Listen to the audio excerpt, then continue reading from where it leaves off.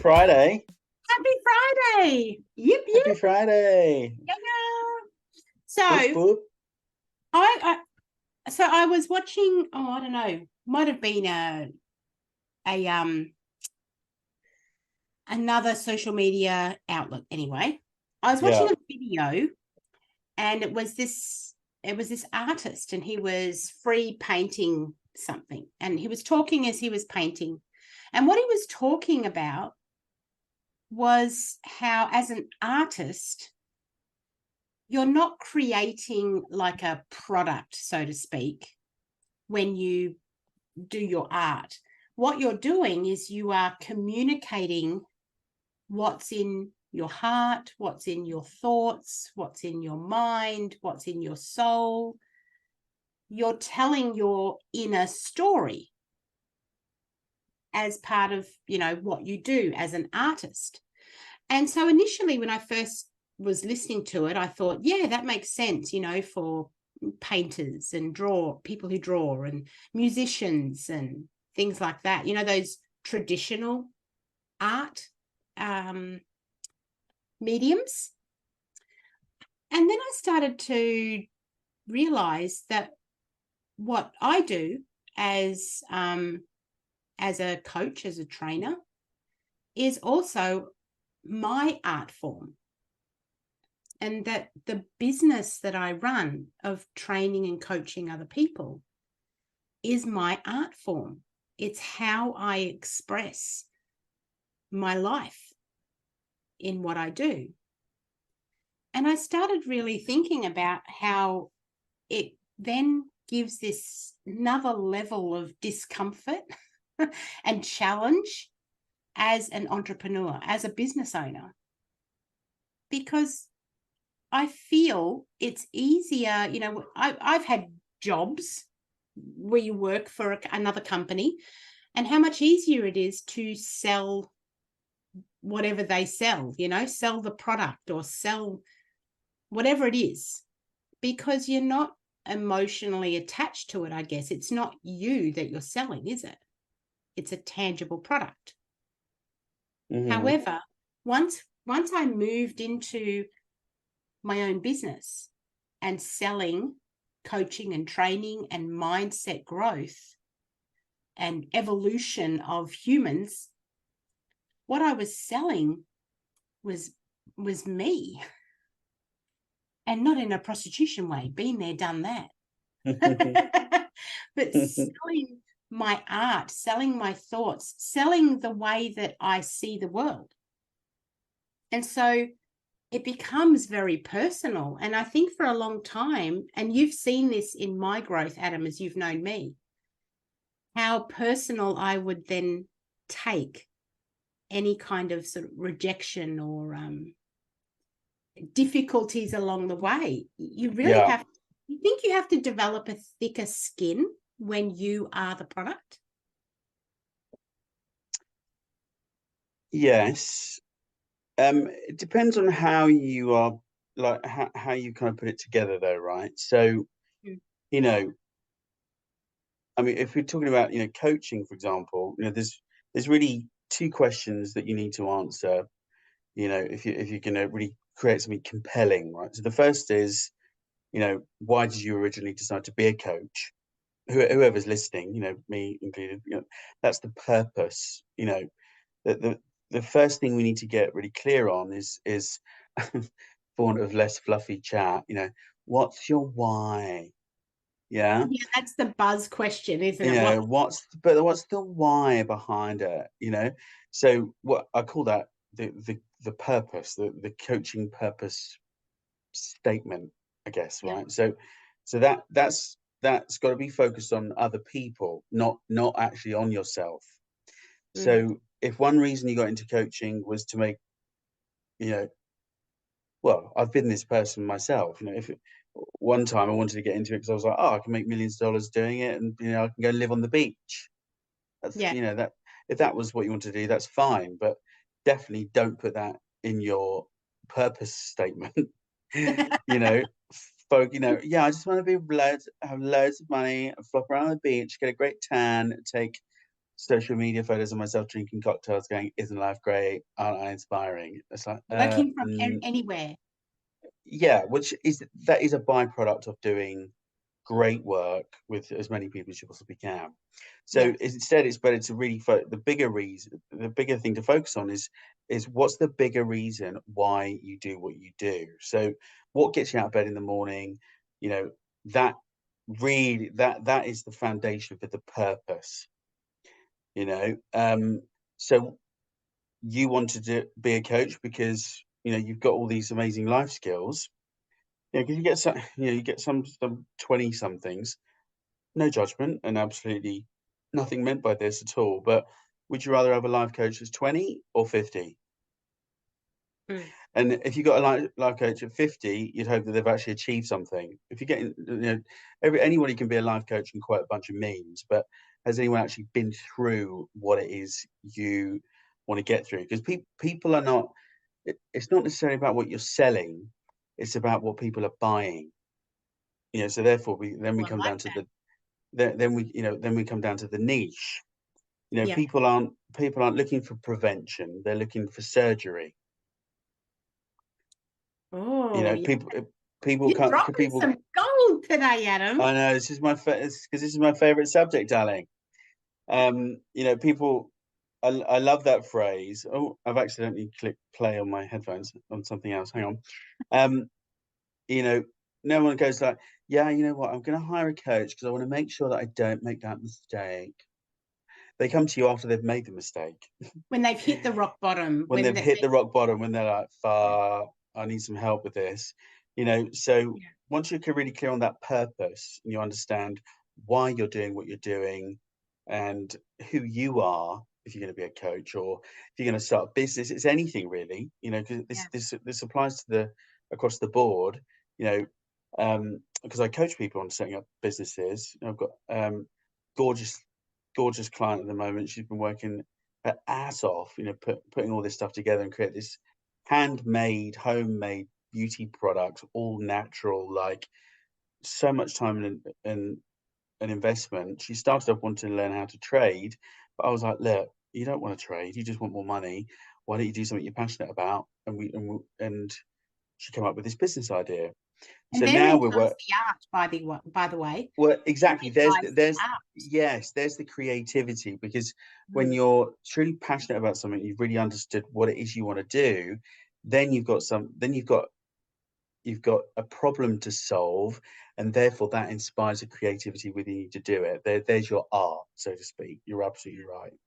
So then the next thing is to niche it down. So once you're clear on your purpose and your why, you want to really be thinking about how the business or the product or the service or the coaching style or whatever contributes to that purpose. So, um, you know, this is really what should speak to the main problem that you help clients solve. What problem does your product fix? What, because remember, people are looking for, they're not looking for prevention, they're looking for surgery. yeah. So, rem so remember to phrase that in you got to phrase what you do in terms of the results it gets for your clients. What problem does it solve? So, you know, what are, you know, top three problems that your particular demographic or type of, you know, type of client or type of purchaser for that product, what are the three main problems that they're experiencing, and then what are the three solutions to those, and then focus on promoting the solutions, because people that have already got that problem will spot the solution and they'll instantly become customers, Mm, and kind of away you go. So it's your purpose, um statement, so to speak, and the niche. And niching means, you know, what problem are you solving for a specific demographic. Make sure mm, it's a good market, a good sized market, not a small one mm, necessarily. Make sure that, you know, you're talking to customers that can afford to buy what it is you're selling, mm. um, because that's a big thing. And therefore you get the overall mission statement. We've all heard that, like, "Oh, what's the company mission statement?" Well, this is kind of how you get there. Do you know what I mean? So it's and then you'll really connect to your clients, and your business will have that nice, consistent message across the board, and then you tune all that into the marketing. Does that make sense? So that's how you inspire creativity. You do your, that's you get passionate about what it is you're doing. Then you're not just like doing something lip service. Did that make sense? Well, so yes, it made a shit ton of sense. Loved it all. However, I'm not sure that I got the answer to my initial question. So I'm going to bring you back to my initial question to see whether I missed the answer. It's quite possible I did. My initial question was, do you think you need a thicker skin when the product is yourself?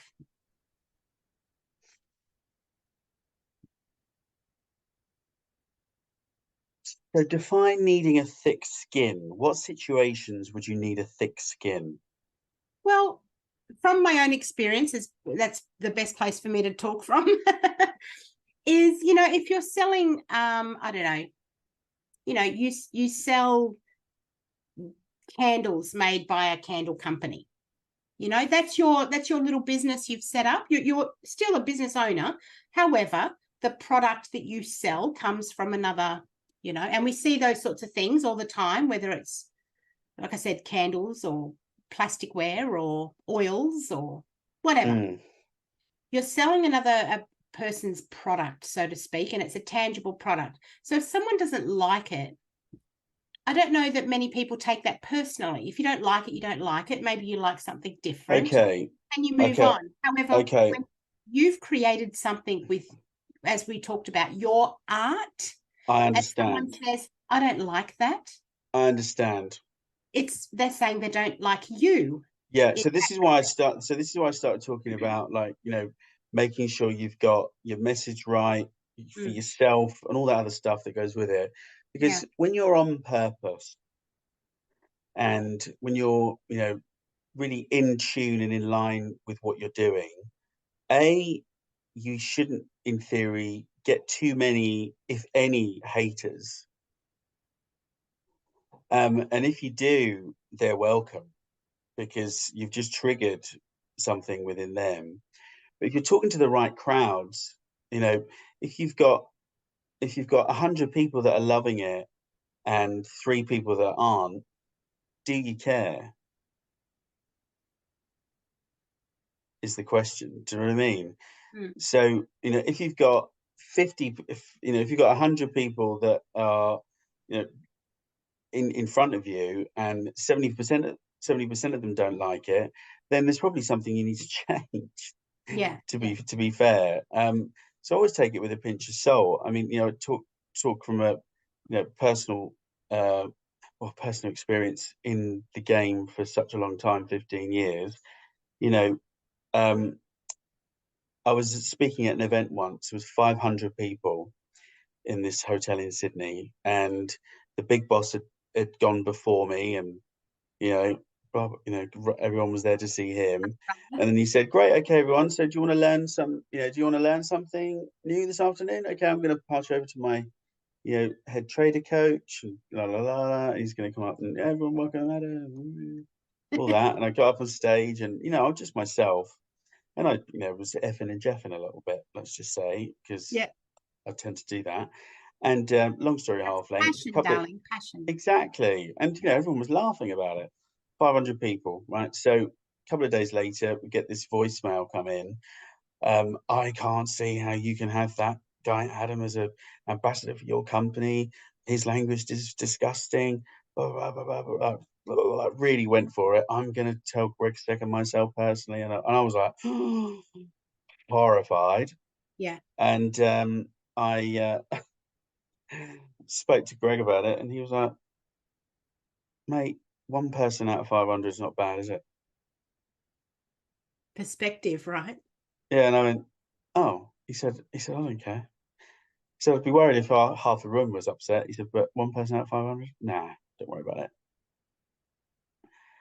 And it's from that moment I thought it's fair enough, really. If somebody wants a refund, yeah, absolutely. They're entitled to ask for it. Whether they get it or not is another question. Whether that's what are the terms and conditions, what are the circumstances around it. Don't panic and shit yourself. It is what it is. Sometimes it's best just to give it to them and just shut the door on it. is it worth your time and effort? It will probably cost you more in the long run than it's just to give them a refund. Mm. Or sometimes it's a moral thing. But is it really? Sometimes it's well, I just want to win over this bitch. Well, no, it's not necessarily always the case. There might be something genuine. So you've got to be man enough to stand up and say, is there something I need to change here? So we're Mm. talking about needing a thicker skin and all that stuff. That works both ways. Yeah. Do you need a thicker skin? Yeah. Sometimes you need a bit of humility as well, and really play the longer game. Are you better off giving someone a 5 grand refund or spending another 10 grand on lawyers and all that bullshit to try and fight it? Just give them the Mm. 5 grand. I had a couple of years ago, somebody tried to sue me for $10,000 worth of training that they never showed up for. They paid for it. I mean, but it was way outside the terms and conditions and all that stuff. And I spoke to my lawyer and I said, should I, no, I'll just give him the 10 grand. No, no, you better off fighting it and blah, blah, blah. And I was like, you think getting legal advice, you think, Yeah. oh yeah, I'll do it. So anyway, went forward. I ended up paying the guy, the lawyer that was on the case was rubbish. Ended up paying the guy 5 grand. So agreed to paying half of it and 10 grand to the lawyer. So it cost me 15, was it could have just cost me In the 10 end. So in that the lawyer end. was being creative with their own. Well, yeah, um, exactly. And I find generally lawyers are, so you have to take it, think about it. Think about it more. Do you need, yes, you need a thicker skin in life anyway, because life is just bloody life is just a bunch of challenges. What I've learned though from listening to you just in this short time, I've realized perhaps it's not so much about having a thicker skin, because we say a thicker skin so that nothing hurts us, However, let's not focus on the hurt, focus on having a balanced humility, so that Yes. you can, without taking things personally, sort of say, okay, is this something for me to be aware of? Is this something for me to change? Is this about me?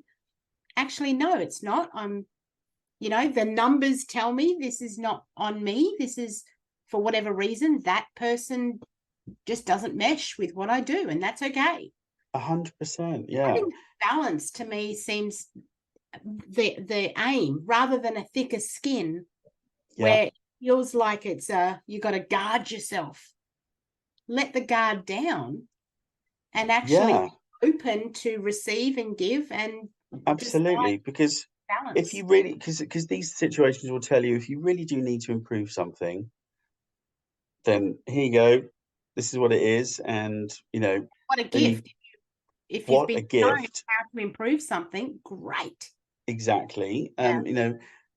Coupled with the fact and a caveat that, there are just big arseholes out there somewhere, in some places. And, so you should never get walked over by them. Yeah. But, it depends on the business you're in.